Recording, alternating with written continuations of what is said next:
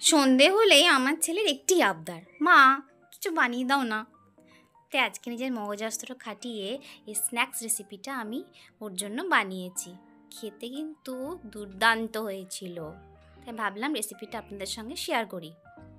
দেখুন, প্রথমে আমি নিয়ে নিয়েছি একটা প্যান, এর মধ্যে দিয়ে দিলাম 2 টেবিল চামচ সাদা তেল।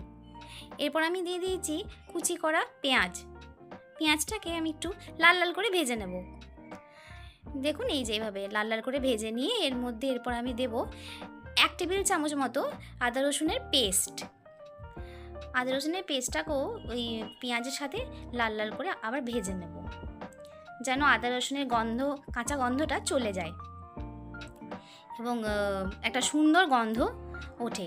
তারপরেই পরবর্তী ইনগ্রেডিয়েন্টগুলো মিক্স করব।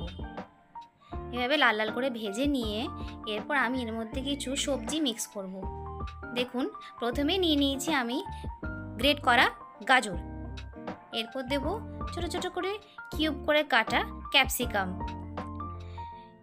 এরপর আমি একটু কর্ন নুন দিয়ে সেদ্ধ করে রেখেছিলাম সেটাও দিয়ে দিলাম এবং এরপর সবজিগুলোকে ভালো করে আমরা মিক্স করব আর ভালোভাবে ভাজবো, যেন এর কোনো কাঁচা ভাব না থাকে এবং সবজিগুলো খুব ভালোভাবে সেদ্ধ হয়ে যায়। এখন দেব পরিমাণ মতো লবণ। লবণটা আপনি আপনার স্বাদ অনুযায়ী দেবেন। আমি এখানে ছোটো চামচের 1 চামচ দিয়েছি। এরপর দিয়ে দিলাম বাটারটা দিলে খুব সুন্দর একটা ময়েশ্চার ভাব থাকবে, শুকনো শুকনো হয়ে যাবে না এবং সবজিটা ভাজার সময় লেগে যাবে না, কারণ আমরা তেলটা তো খুব কম দিয়েছিলাম, খুব অল্প তেলে করা হচ্ছে, তাই বাটারটা কিন্তু একটু দেওয়া দরকার।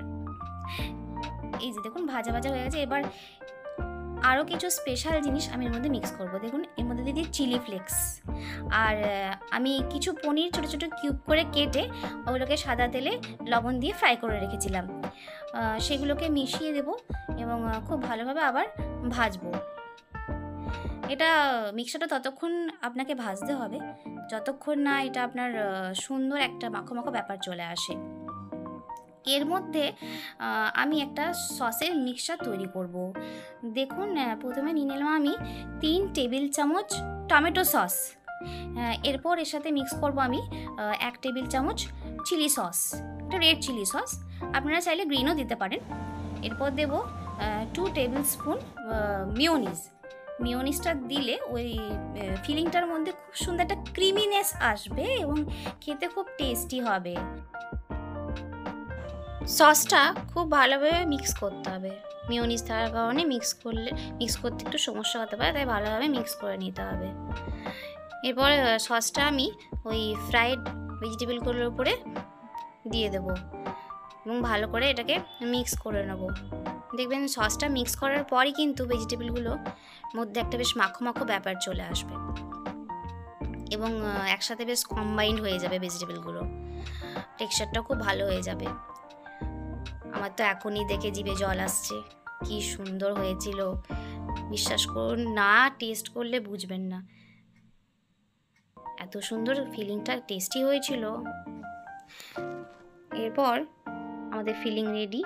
এবার আমি ঠিক নামানোর আগে একটুখানি অরিগ্যানো দিয়ে দেব।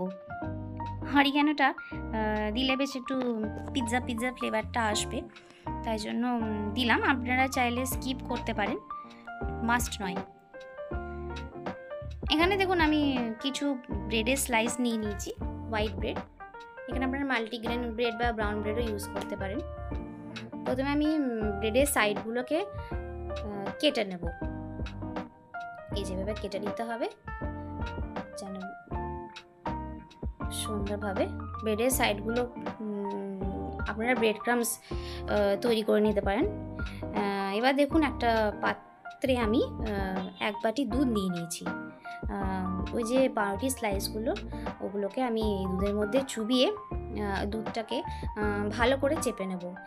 এই কাজটা কিন্তু খুব তাড়াতাড়ি করতে হবে, কারণ যদি পাউরুটিটা দুধের মধ্যে বেশিক্ষণ ভিজে থেকে যায় তাহলে কিন্তু পাউরুটিটা একদম গলে যাবে এবং আমরা ওই ফিলিংটা দিয়ে ওটাকে ভালোভাবে রোল করতে পারবো না। তাই জন্য পাউরুটিটাকে ভিজিয়ে খুব তাড়াতাড়ি তুলে সেটার মধ্যে থেকে যতটা সম্ভব দুধটাকে আমাদেরকে চেপে বার করে নিতে হবে। এখানে দুধের ব্যবহার করেছি কারণ দুধ দিয়ে ভেজালে পাউরুটির টেস্টটা খুব ভালো আসবে, তাই আপনারা হালকা গরম জল দিয়েও করতে পারেন। এই যেভাবে দেখুন, এবার আমি দেখিয়ে দিচ্ছি কীভাবে ফিলিংটা ভরবেন। এই যে পাউরুটিটা নিয়েছি এবং 1 চামচ ওর মধ্যে ফিলিংটা নিয়ে এরকম করে নিতে হবে এবং একটা জিনিস মনে রাখবেন, ফিলিংটা যেন খুব বেশি না হয়ে যায়, তাহলে কিন্তু যখন আমরা এই ব্রেড রোলগুলিকে তেলের মধ্যে ফ্রাই করব তখন কিন্তু ফিলিংটা সাইড দিয়ে বেরিয়ে যেতে পারে, তাই ফিলিংটা কিন্তু পরিমাণ মতো দেবেন। ফিলিংটা নিয়ে নিয়েছি, এবার দেখুন আমি হাতে করে চেপে চেপে ভালো করে সাইডগুলো মুড়িয়ে নিচ্ছি যেন কোনো ফাঁক না থাকে। ফাঁক থাকলেই কিন্তু ফিলিংটা সাইড দিয়ে বেরিয়ে যাওয়ার ভয় থাকবে।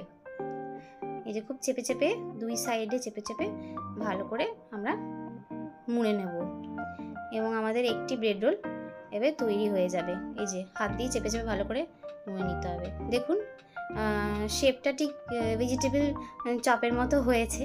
আপনারা চাইলে অন্য শেপও বানাতে পারেন, তবে যেহেতু রোল তো তাই জন্য আমি গোল করেই মুড়িয়েছি।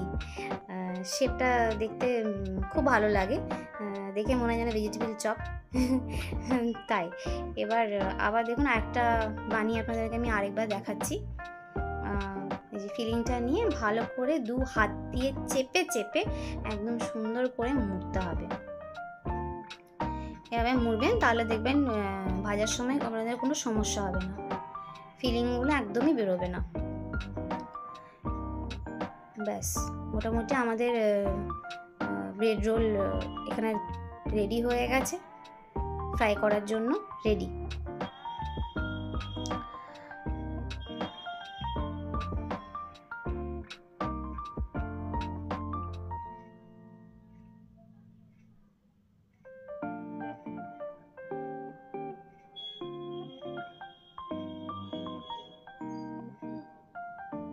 এখানে আমি একটি কড়াইয়ে সাদা তেল গরম করতে দিলাম। এই সময় কিন্তু তেলটা খুব বেশি হিট করবেন না। এবার আমি একে একে ব্রেড রোলগুলোকে কড়াইয়ের মধ্যে দিয়ে দিচ্ছি। তেলের হিটটা যেন খুব বেশি না থাকে, না হলে যখন আপনি ব্রেড রোলগুলো তেলের মধ্যে দেবেন তখন কিন্তু সাথে সাথে ওপরটা পুড়ে যাবে এবং ভালোভাবে ভাজা হবে না, ওই মুচমুচে ভাবটা আসবে না। তাই সবসময় চেষ্টা করবেন যেন গ্যাসের ফ্লেমটা লো টু মিডিয়ামের মধ্যেই থাকে। এগুলো খুব আস্তে আস্তে তেলের মধ্যে দেবেন, কারণ ব্রেড রোলের ওপরের পাটটা তো খুব নরম থাকে, পাউরুটি ভিজিয়ে দিলে তো নরম হয়ে যায়, তাই ভেঙে যাওয়ার খুব ভয় থাকে। এই যে দেখুন এক পাশটা ব্রাউন হয়ে গেছে এবং আমি আরেকটা দিক এভাবে উল্টে দিচ্ছি। ওই পাশটা ভাজা হয়ে গেলে আমাদের ব্রেড রোল কিন্তু রেডি হয়ে যাবে। খুব আস্তে আস্তে এপিঠ থেকে ওপিঠ আমরা এটাকে ফ্রাই করে নেব। ফ্লেমটা কিন্তু এখন একদম আমাদের লোতে আছে, লো ফ্লেমে ভাজলে কিন্তু বেশ মুচমুচে ভাবটা আসবে। এই যে আমি এখানে গোল্ডেন ব্রাউন করে একদম ব্রেড রোলগুলো ভেজে নিয়েছি।